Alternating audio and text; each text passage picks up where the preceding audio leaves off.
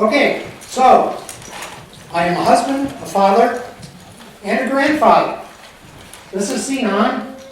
Sinan, even though he's only 4 months old, has totally destroyed the fabric of our family. And so I have moved from Boise, Idaho to Frederick, Virginia, just for that little dude, which I've already promised him a lot of things. I'm also a recovering mechanical engineer. My wife tells me I'm never going to recover, and luckily I'm handy because I am not handsome. These are actually 3 buildings that I designed.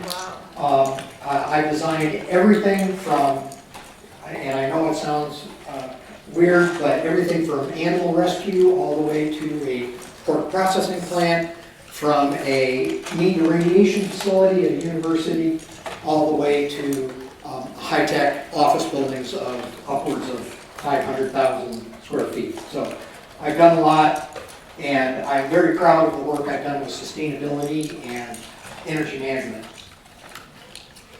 I am also a sports car fanatic. Or I'm sorry, I'm also an educator in one heaven.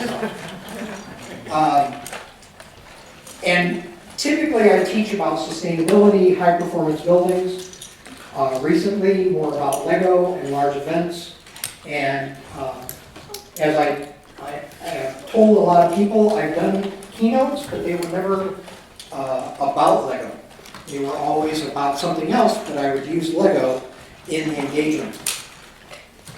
And as I previewed, I am a sports car enthusiast. I restore cars, I work on cars. That's a 2003 911. And one time I was at my favorite mac and cheese place. Doesn't my body look like I would eat at a mac and cheese place? And I saw the bug, and that was a Survivor. The really weird thing about Boise is it's high desert, very little. We get no rain for upwards of 6 months. But we're also at the headwaters, so we got all the water we wanted. It just was, irrigation.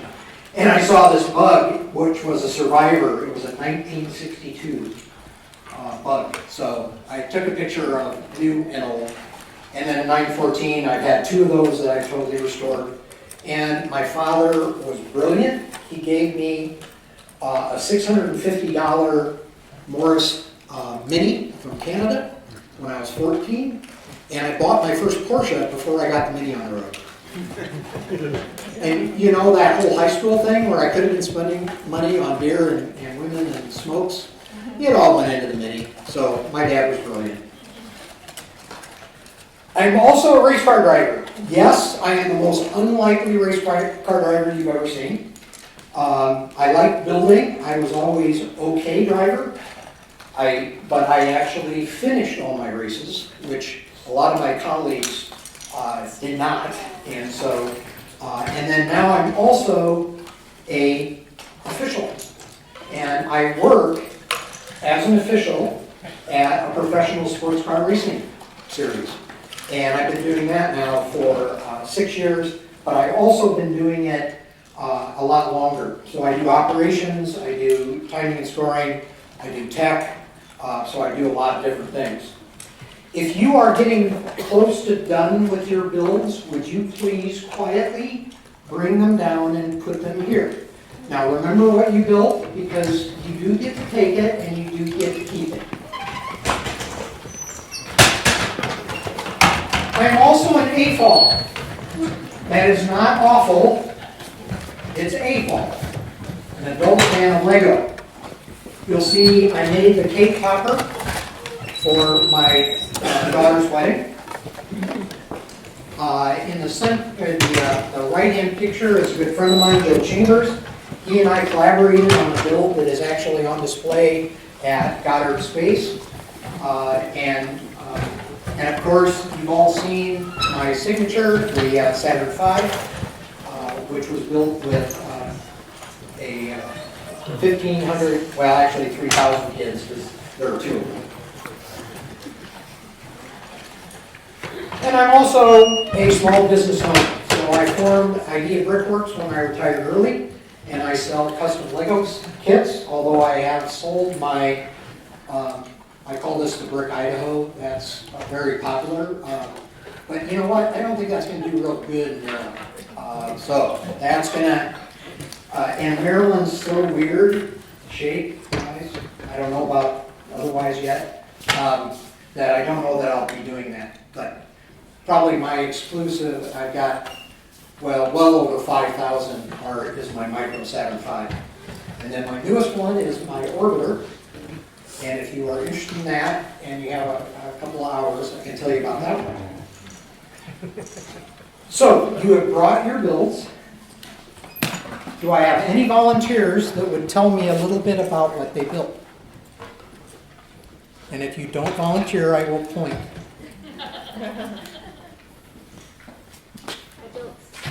Okay. I built a flatland building with a door. Okay. I was inspired by some of the weird buildings in Boston. There are a lot of weird buildings in Boston. There's one in particular that just goes back and forth, like that one. Yeah. It looks like Lego bricks. Someone? Go ahead. I just went with the symmetry. So it's a symmetrical building. Okay. Lego does encourage symmetry. Oh, mine's 3 sections with an antenna for mind control. For mind control.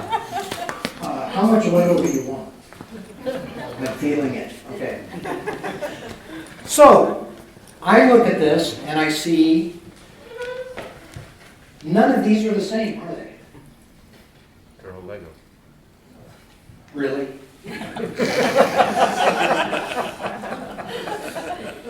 Yes, they're all Lego. They all have the same pieces. Although, somebody should have had one part that's not like all the others. That's the gold disc. It is the gold disc. Really?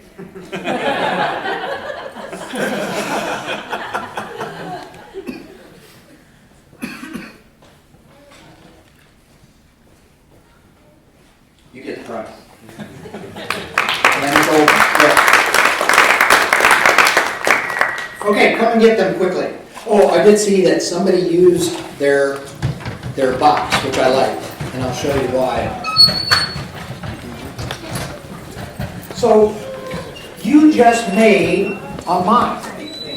You made my own creation. I actually started a show called Mock Fest because all of the other Lego shows in the world have brick in them. And I wanted to be different, so that means I spend all my time explaining what a mock is. It's my own creation.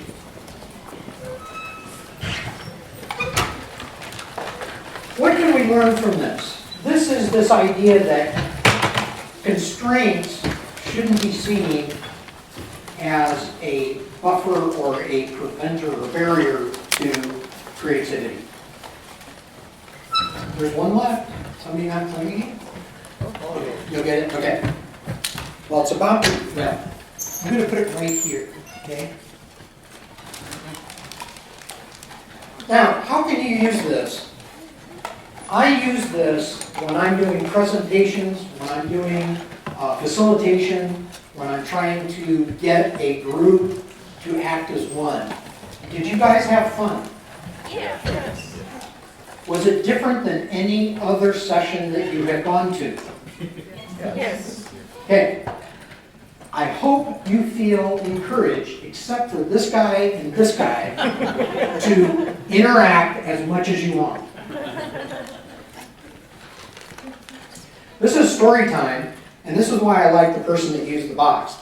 A local museum in Boise was putting on a bricks exhibit, and I was involved in kind of consulting and helping them put it together and do quite a bit of work. And I did education for all the volunteers, the docents, and the staff about Lego.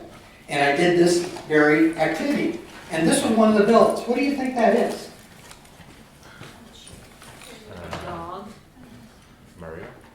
That's a little person. It's a sprite. It is a person. I asked them what was their concern or what were they thinking about with Lego and this new exhibit coming. And I really don't know where this woman comes from, but this was a boy in a bubble.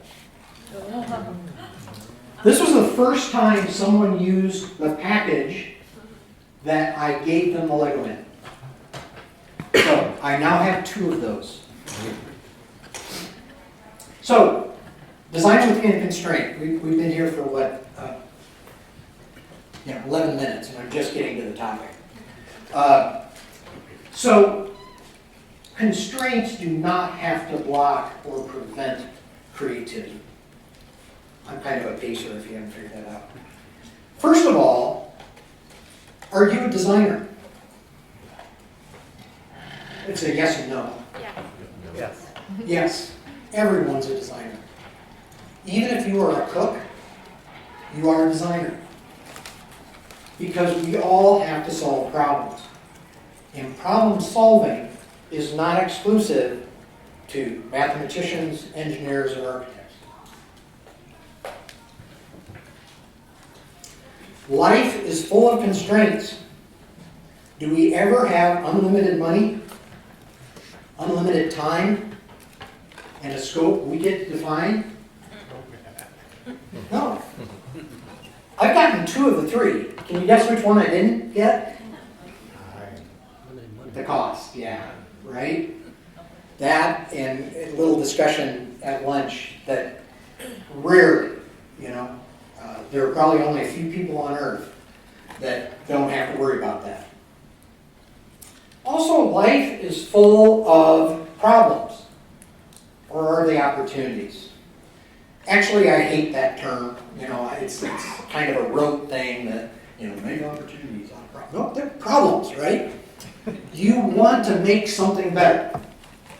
Even if you're making a product, typically that product is aimed at a problem.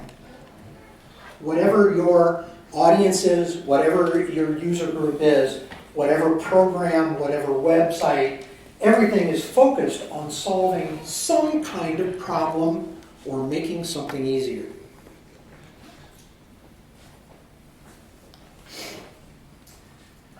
How do we approach a problem? Well, every kind of problem, both from size and scope, is going to be different. It's always important to know what the problem is.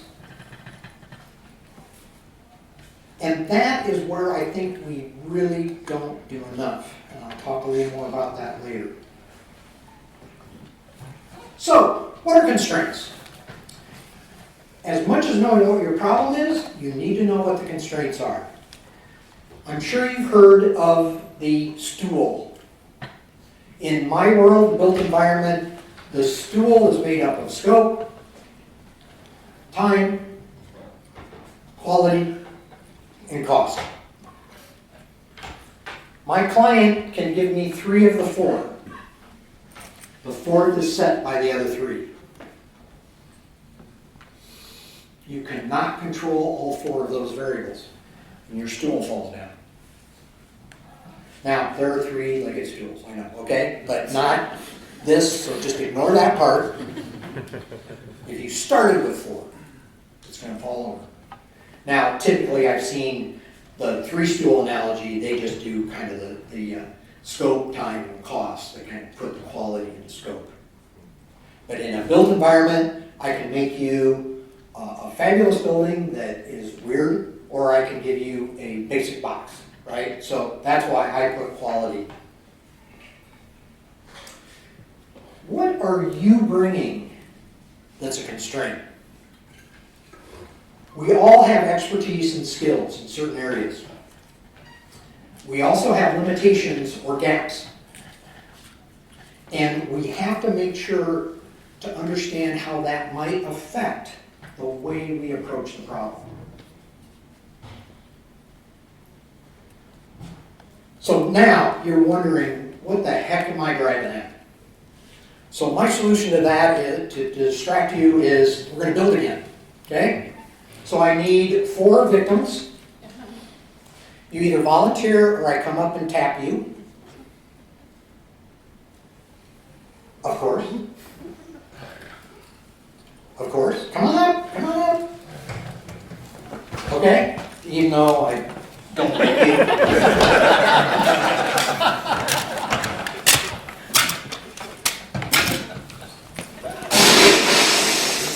Oh, isn't that a great sign?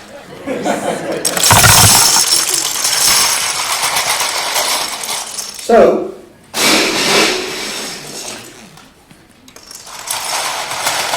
this next activity has nothing to do with Lego.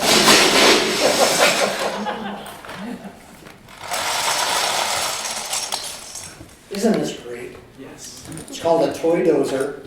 I bought these like 15 years ago, and the woman that made these, it was a kind of its own company, has gone out of business. And it's like I've had offers of obscene amounts of money. So there are 4 plates and a bunch of brick. I need a tower. One tower, One tower not one tower per, per person. one per person, okay. A tower? There are 4 bricks, or 4 plates, and a bunch of bricks, and if you need more, I can get you more. Is there any objective, the highest, tallest tower, the coolest tower? Yes, Okay. you've started already. Should I I'm tell you you could start? just doing active imagination. Okay, This is torture. physical. It is? Yeah, that's true.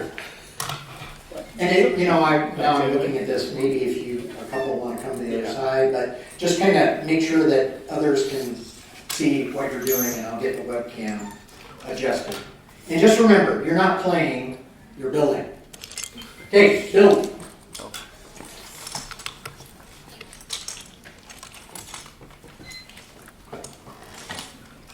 You're somewhat constrained in the number of bricks, although he said you could give us more if we needed them, right? Well, you walk by it, you look down, did you see how much is down there?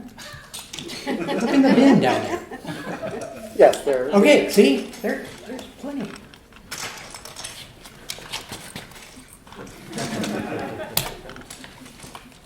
time a constraint on this? What? Is time a constraint on this exercise? The session is only 45 minutes long, right? Let's confirm those questions for the front table, okay? Just so you don't totally wreck my whole presentation.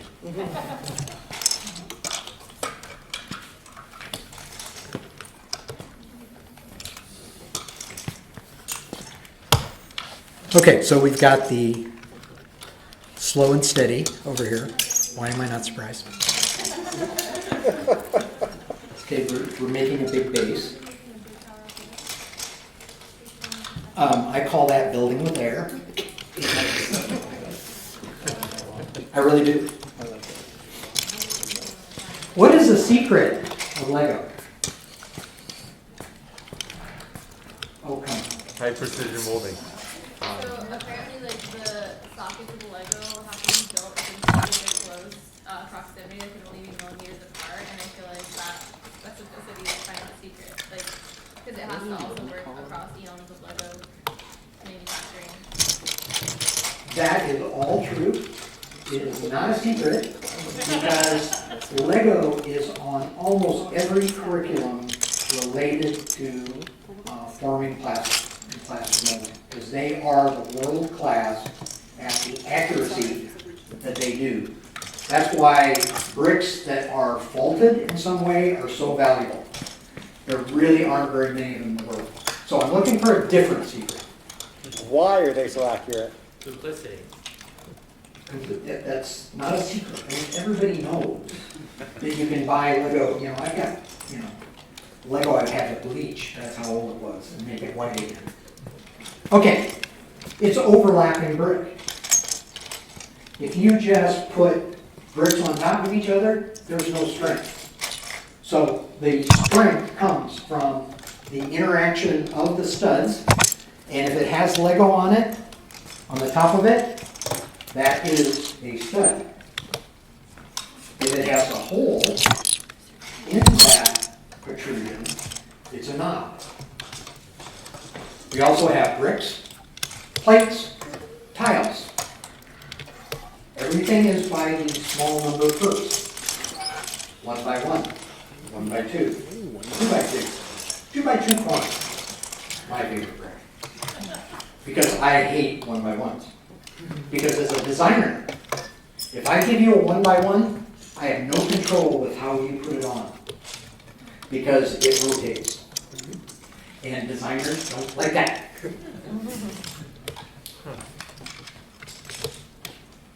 Interoperability. That's not a secret either. All right. We know that. In fact, did you know that Duplo works with Lego? Yeah. In fact, if those in the community are building something huge, we'll use a bunch of Duplo to fill up the inside. Or they'll do it the way I did the Saturn V, which is basically I build an internal structure. And I use Technic, because Technic is a more, it allows me to go vertically and tie things together, but it also, the bricks themselves are much more like beams because of the holes through them. There's more plastic in a 1 by 16 Technic than a 1 by 16 brick.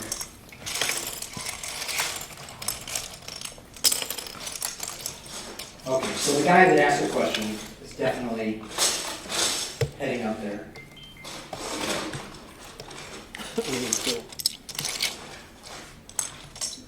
One by two.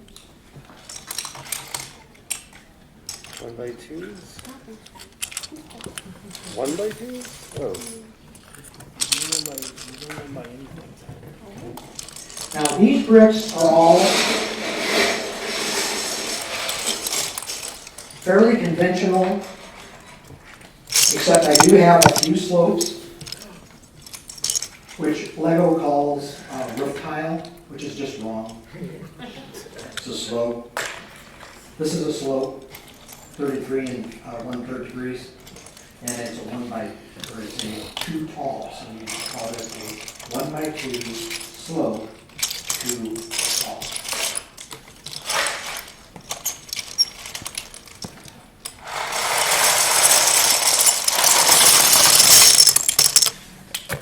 So one of the big activities we use whenever we're engaged with kids is a free build.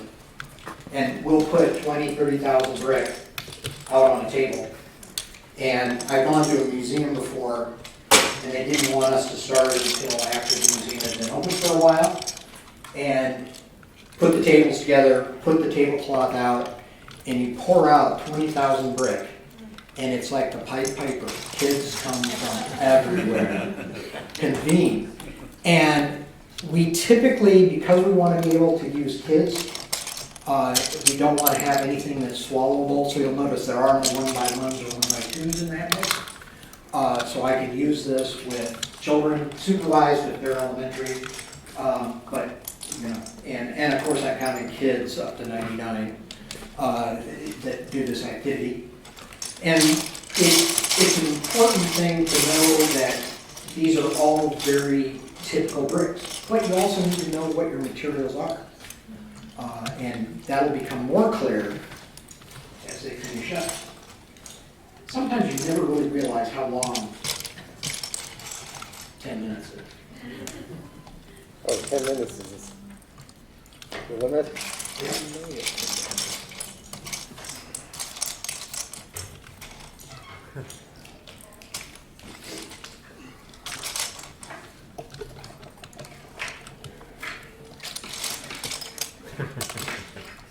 You need to go wider at the bottom. No help from the peanut gallery.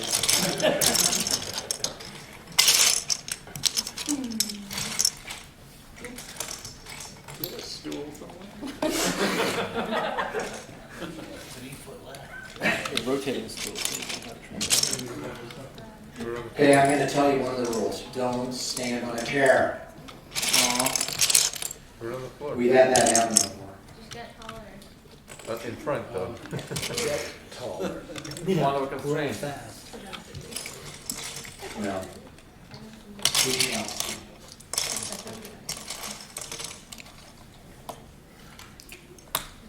Okay, first names. Benji, Benji. Chris.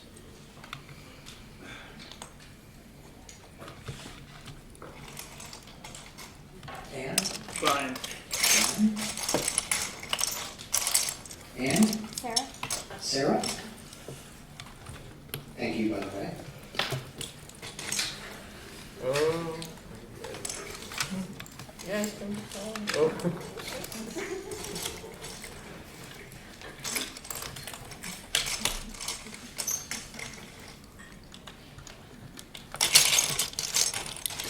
I'm gonna drink my birthday this year.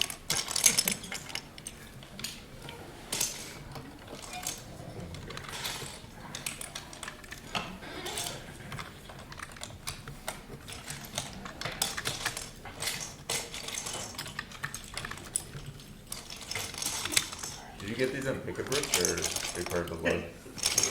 This, we get a lot of secondary brick from Bricklink, which is a site, but almost all of this brick has come through various projects I've done where Lego has a program that allows me to buy brick at cost.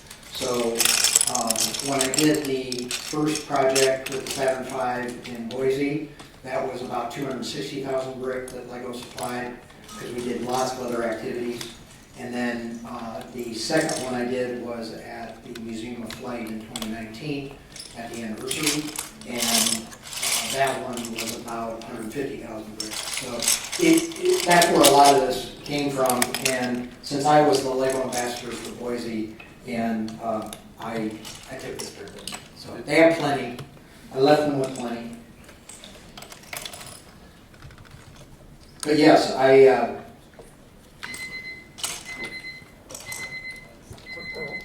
stop, please.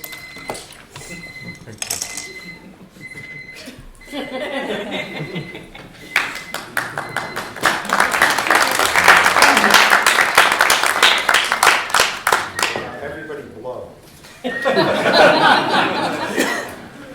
Okay, now we have to score these things. So, Benji, Oh, look at that second bullet point. Brian, Chris, Sarah. Okay, so we are going to measure the height. Here's some pens, if you don't have a pen with you. My decisions are final.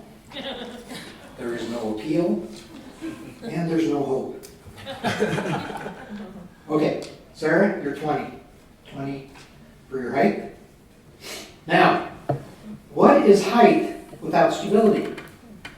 So, I'm going to give you the benefit of the doubt. So, I'm going to push here. We'll see. It very likely. Ooh, it's going to make it. There you go. You get the full height. So, tipping, you get the full height. I am very excited to see Brian's. Okay. Save it for last. Yes, Okay, so there's 39. I didn't know I'd have to bring a second one, so let's see, 39 plus 9, 48. I'll give you 48. Tipping. If I was going to be really mean, I would tip it this way. Yeah. I feel like it's better. Oh, actually, I feel like that way would be the best. That way would be the best. Is that your final answer? Okay. Yeah. Here, right here. So, this doesn't happen very often, but you actually discovered a weakness in my rule set. Yeah. And that is that in true buildings, tall buildings, the top floor plate can actually be offset from the bottom floor plate. Okay? So, if you look at that floor plate, you're actually outside of it. Yeah. So, but in this case, because I need to make you an example. Your tipping is 0. Okay. Because if I actually pushed on it, it would fall, okay? I was hoping for that. 14 inches.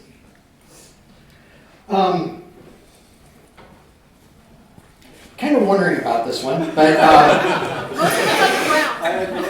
No, for height. okay. That's on. I'm going to be really nice and even give you 5 inches.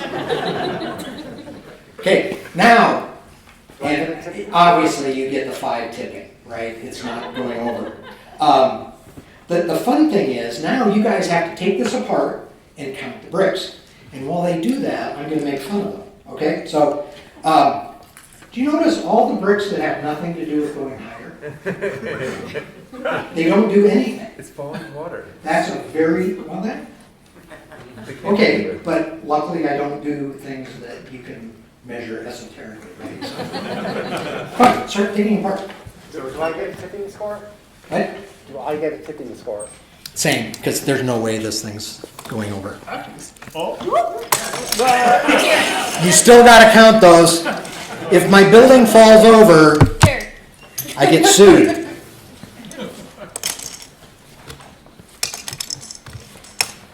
Now, just to give you, so if you cannot have the same height as the tipping, you will not do well. You have to build on the plate, not make the plate part of your build. That was not in the instructions. The plate has to stay on the table. There is no, that's why I didn't get on the tipping, because it basically broke every rule. Ironically though, that building, not quite that technique, but I had some high schoolers do 8 foot.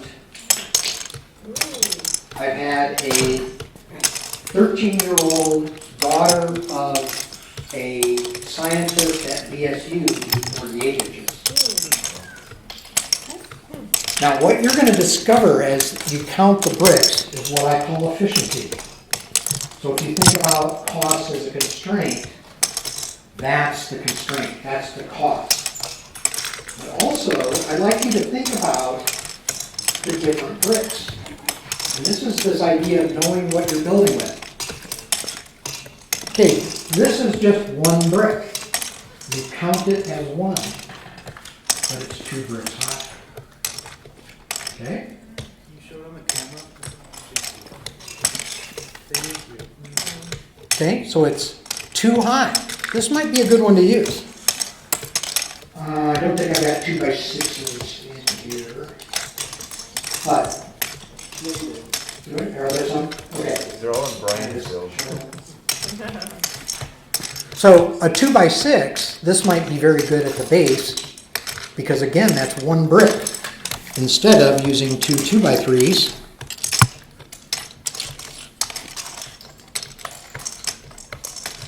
Now, believe it or not, when I'm designing, I have to evaluate the cost difference.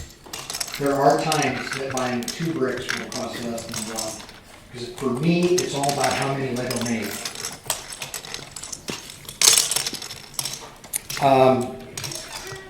Building with air. Can I keep it down?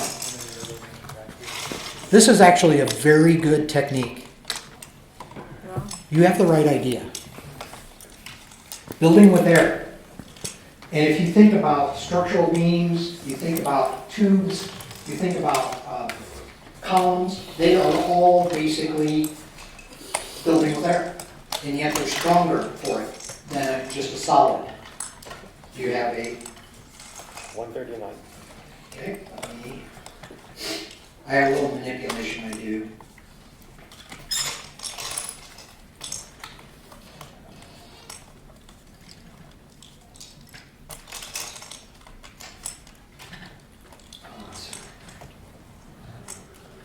Okay, give me your numbers. Height 14, and tipping is 14 bricks.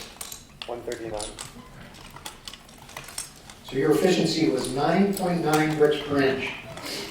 I can just tell you right now, the the 13-year-old that got the 48 inches, hers was around 6.0. Thank you. You'll need this again, but. Okay. 103, 48 inches, 103 bricks.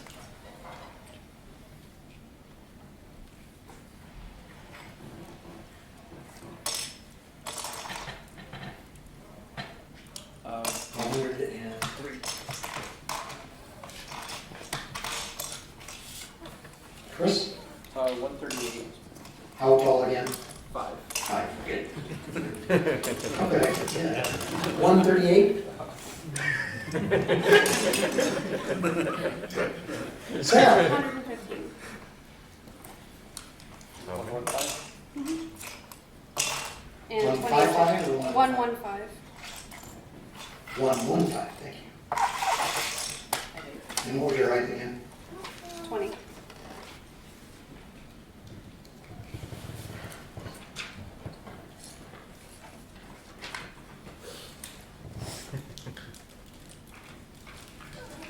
Okay, guess what, Sarah?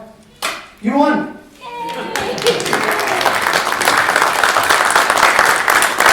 And because we couldn't add yet one more screen, you can't see it. But so you had an efficiency of 5.8 bricks per inch. Benji was second. Chris, the only reason you're really there is because I really screwed over Brian. Okay, now let's get back to what we were doing. What was Brian's efficiency? Yeah. What? Efficiency. Oh, okay. Let's see. Chris, yours was 27.6 bricks per inch. Brian was 2.1. That particular one that was 8 foot was closer to 4. I'm just saying. Okay, let me get back to the. You guys are always distracting. Okay. Let's see. We got it. All right. Now you know the constraints, right? So I want you to do it again. 10 minutes. As tall as it can be, with as few bricks as are needed or appropriate. And you can't stand on a chair. You have to build on the plate. It can't extend outside the plate. And the plate has to stay on the table. Do you have any other question on that? I think that covers it. Okay, good, okay. Basically, don't do what Ryan did, okay? Just Only Lego bricks. only Lego bricks. Yeah, I ran out of ideas. You kill him. Defeated. Really? Really? Okay. So, go. Oh, by the way, there is a prize. It's kind of nice to know what you're trying to do. Well, there was a prize. I forgot I was going to get 2 prizes.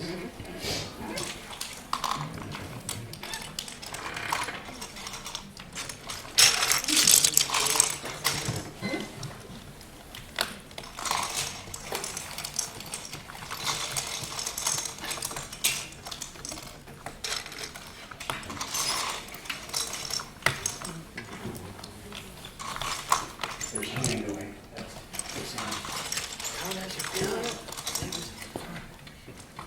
Does that increase your efficiency? sorry, wait. If you count as you build, so you how you would make triangles that Yeah, but not really. No, because then, okay, so when I design this, I can put through anywhere from 30 to 40 kids every 10 minutes if I have enough volunteers.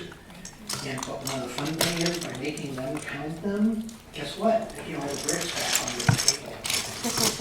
You'd be surprised. I've done free builds before where it's been like a 6-hour event, and 2 hours in, we're running out of brick.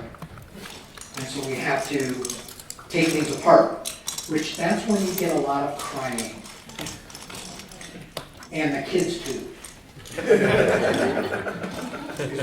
So we tend to let things age a little, and then we take them apart and tell the kids that are freaking out. We're doing that so that others can play, build with the bricks. So what questions have you always had about Lego while we filmed this 10 minutes? How do you build your instructions? So I've done it a multitude of ways, and it's basically advanced by the technology available. So right now, I use Studio, which is stud.io. It is a free program from Bricklink. Now, Bricklink is wholly owned by Lego now. We're hoping that doesn't ruin it. It hasn't the last 2 years, so we're hopeful that it's going to stay very focused on the AFOL community because we depend on it.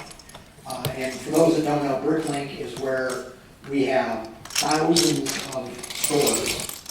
It's like eBay for bricks. And they break apart kits, they go to the pick a brick wall, they do all sorts of things, and then they can just sell the bricks that I want. And I get bricks from all over the world. It just depends on timing, because it does take a long time. Although for some reason I have one vendor in Germany, and I've gotten stuff from him before I've gotten something from Seattle. The guy is awesome. Magnus is the name. What is it? Magnus. Magnus? So, the Studio has a great way to turn something into instructions. And I say great, I still do a lot of post-production that I use. I use Affinity because I'm cheap. I can't afford Adobe. So I use Affinity Designer, and I haven't gotten to 2.0 yet. I don't need it, right? I can survive with just 1.0. So that's the way I add photographs and some other stuff into it and to do instructions. And that Saturn V out there, I have instructions. I haven't decided how much I'm going to sell them for.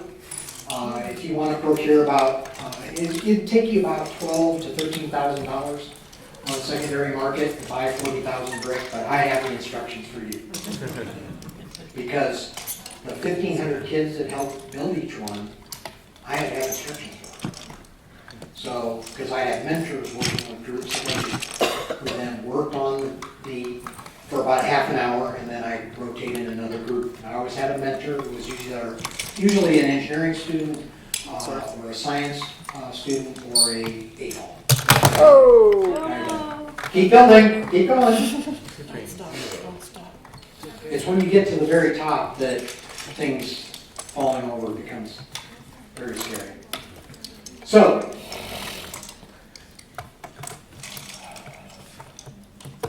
any more?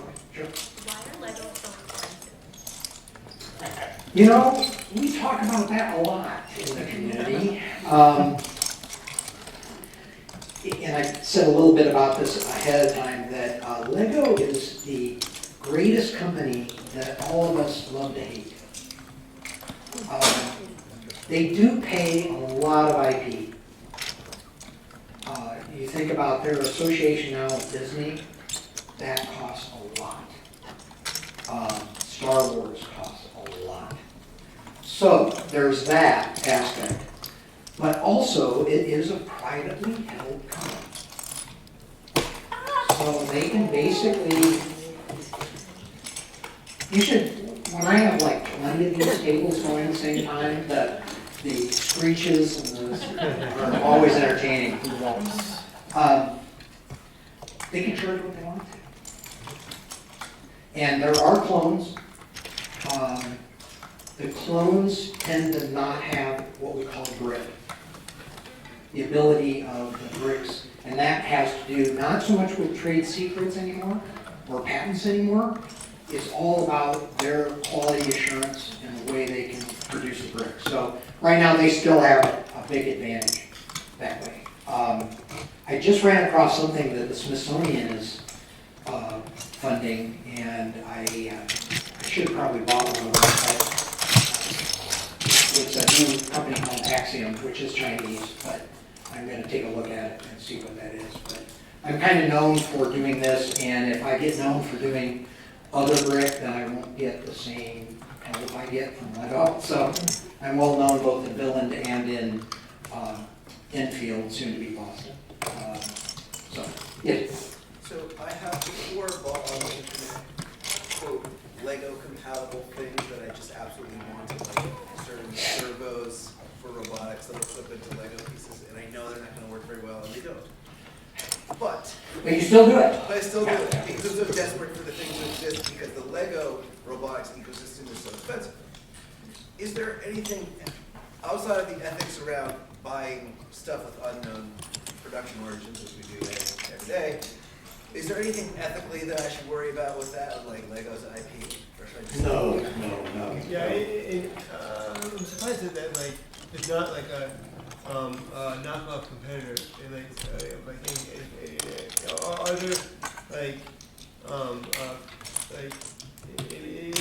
is like the scale that Lego does things such that it's not really like room for a competitor or? So if you didn't hear the question is there somebody out there that's big enough Yeah. to really compete with them? And that answer is no. Even though China has the production capacity, they've actually been stealing designs. And now that Lego is made in China, the Chinese government is enforcing the copyright, which isn't a patent, it's the copyright. So what they've now started doing is the AFOL community, us, we have designs, and the Chinese steal our designs, backward engineer it, and then sell the kids. And now you're ethical? No. like, am I supporting that? The thing you just said, and should I care or should I just buy the servos that I want? Well, if you're unethical, sure. Do it. I don't care. You're grown. No, I don't. I have several friends who have gone to the dark side, and they're actually designing for some of these companies. Okay, I've chosen not to. I do know that I've heard that my microsat flag has been usurped somewhere, but I don't see it. So I think if you still search, you'll come up with mine. But it's going to happen. Now, there are companies out there, speaking of the robotics, they are small businesses that are building things like Pi or something into a controller and then interfacing with the Lego system, right? And those are, a lot of those are out there, and I like to support them. There's a lot of lighting systems out there. They tend to be, yes, there are some from China, but I know some, like ones in Minnesota, and I go to them, I work with them quite a bit when I need to do something. So that's really what, I like to try to support some of that small business side. Now you'll spend a little more, right, with some of those, but typically you can get the person who designed it on the phone. And once you can do that, all of a sudden, they'll work with you and collaborate. We've got to be getting close.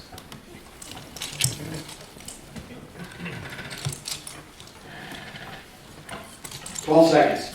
Oh, God. Seconds? Sorry. That's the last one. I have a question. Do you have a bigger size, on Legos also, or you just have specific sizes that you use over here? Okay, stop. I chose these sizes just because I didn't want choking, and I didn't want, I wanted the limitations, the constraints to get them.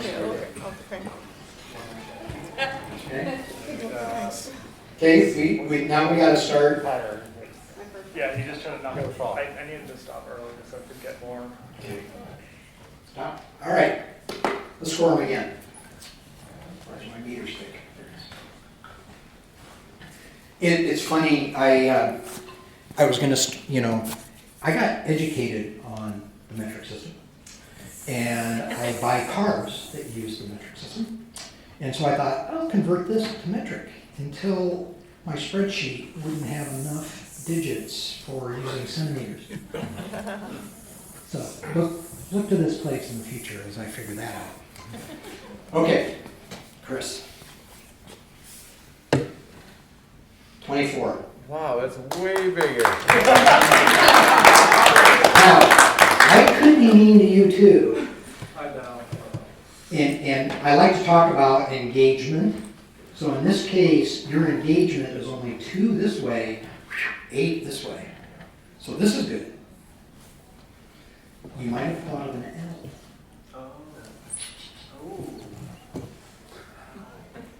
Just so you know, I got to 8 foot once using my rules. I said not 10 minutes. So I got to this height because that was as high as I could reach. And it was on the floor, so I still did that. And I did that by being an L. And that was brilliant. I love it. Your problem is, and it's fine, I'm going to give you the tipping. The problem is you have more weight up here. And what I found is the third rule. So if you had kind of, X, half X, and 1/3 X. Getting lighter. Yep. Yeah. Sir, I think you did better than last time. Okay, 16. And Joe goes last time. Ooh, yep, you got it. Okay, we went totally the other way. 27. Nice. Yep, you got it. Wow. Okay. Thank you. Your engagement, you built with air, thank you, that was very good. But your engagement's only 2x4 at the bottom. So no matter where I push this, it's gonna fall over. Push it. Push it diagonal. Diagonal might work. Okay, well, no, because then the corner's gonna, we'll see if he pushed it down good. You know what, I'll help him.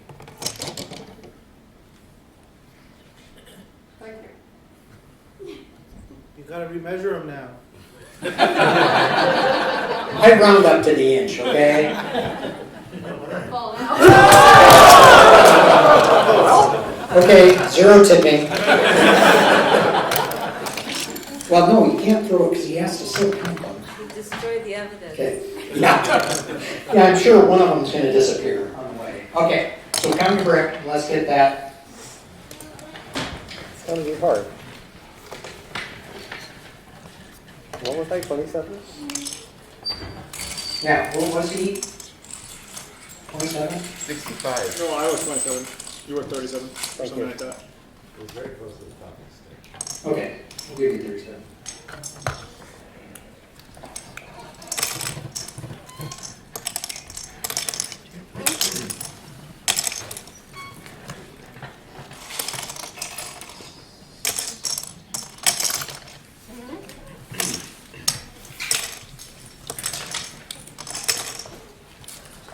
Sarah, did I say 16? Yes.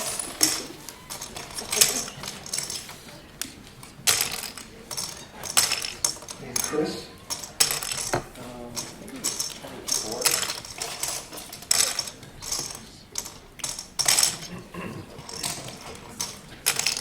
And Brian? 27 height?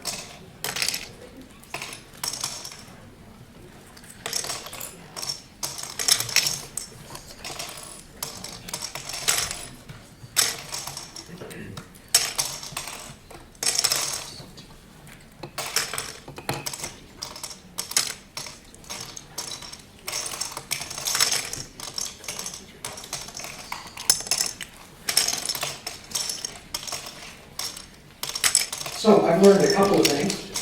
One is, don't give them 10 minutes in this presentation. Because we're just about done with time, and I have a few more slides. So if you do need to leave, feel free.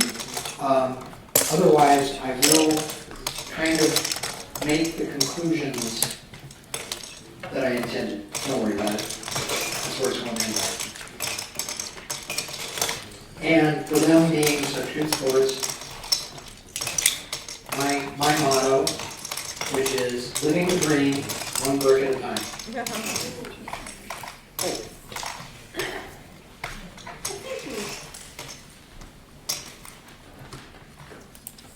And give me those cards when you're done, so I just have a complete record. Okay. But I'm going to keep. Okay, that's fine.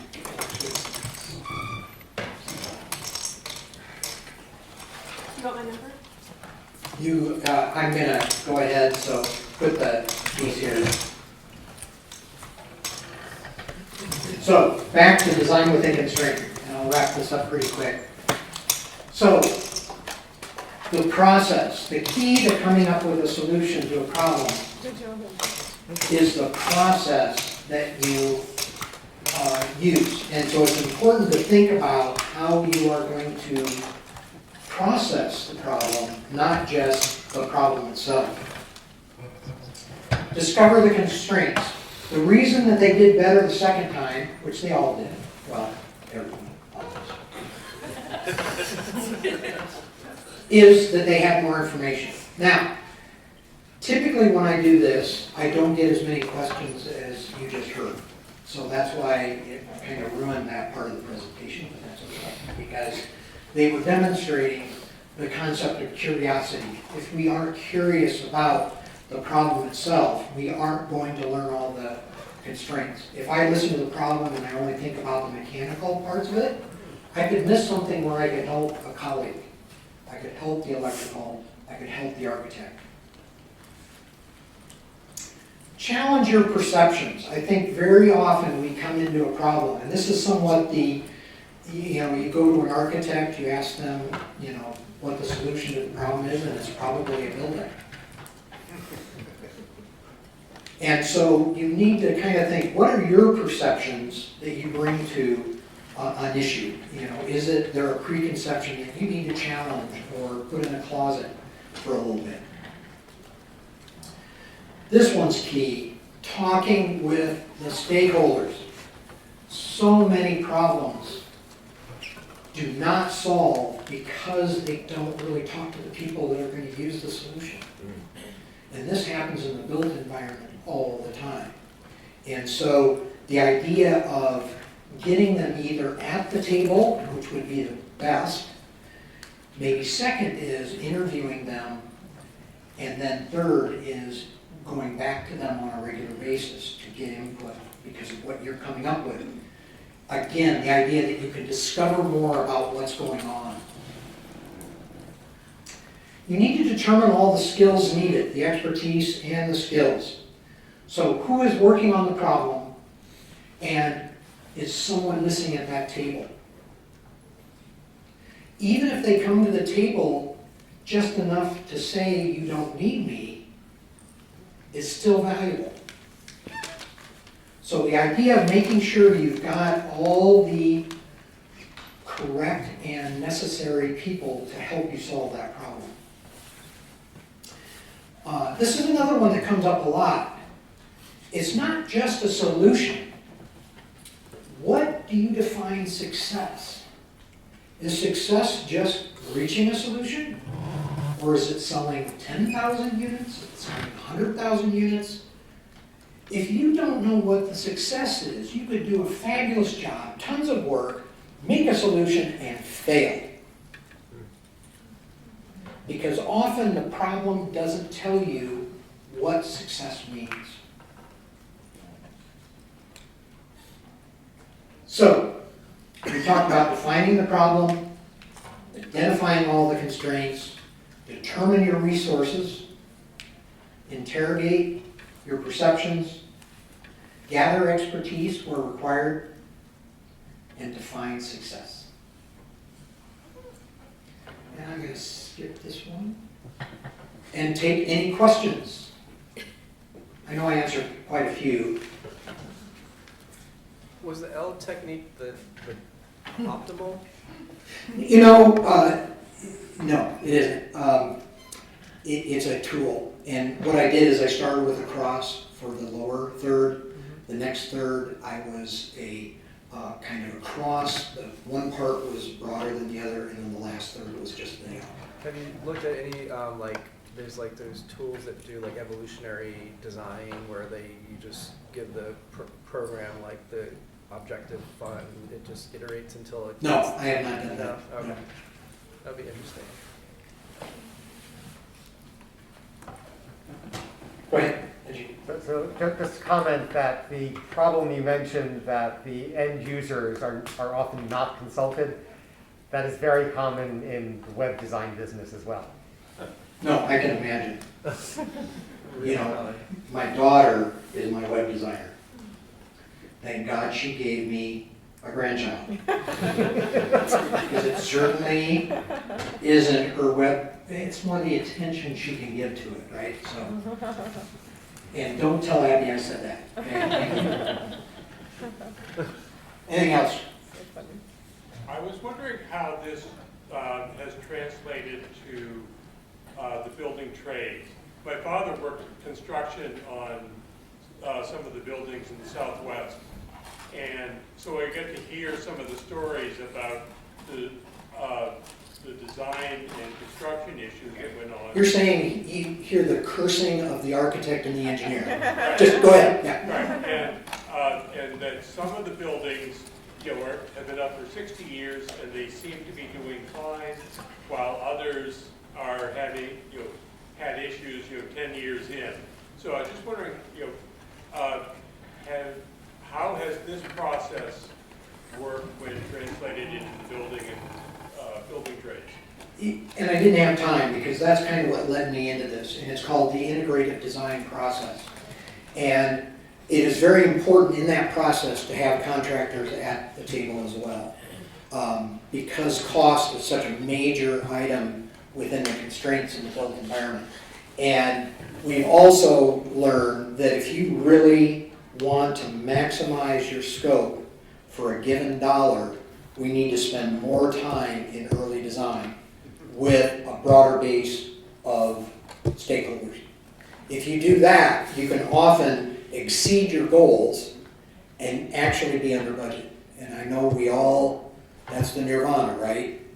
You know, but it works if you spend the time. Now that doesn't mean fees and overall costs, because the contractors take some cost too at that point, so. Yeah, my guess is it's not every project is the same. And like it depends on scale, and because like if it's like something that's like a small project, and like you don't have time to like innovate, you just need to get it done.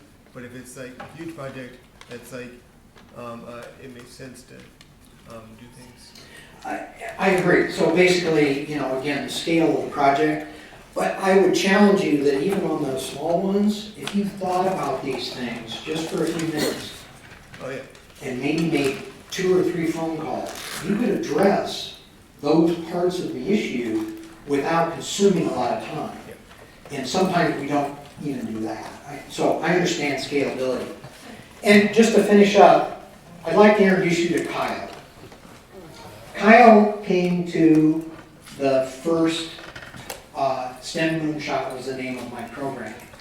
And Kyle got one of my Micro Saturn spies, and I have permission of his mother because she sent me this picture. This is why I do it. This kid's not on Earth anymore. He is somewhere else. That's what I'm trying to do with all of this, is use Lego as a tool to make us more creative. So with that, I'll thank you, and I hope you took something out of this.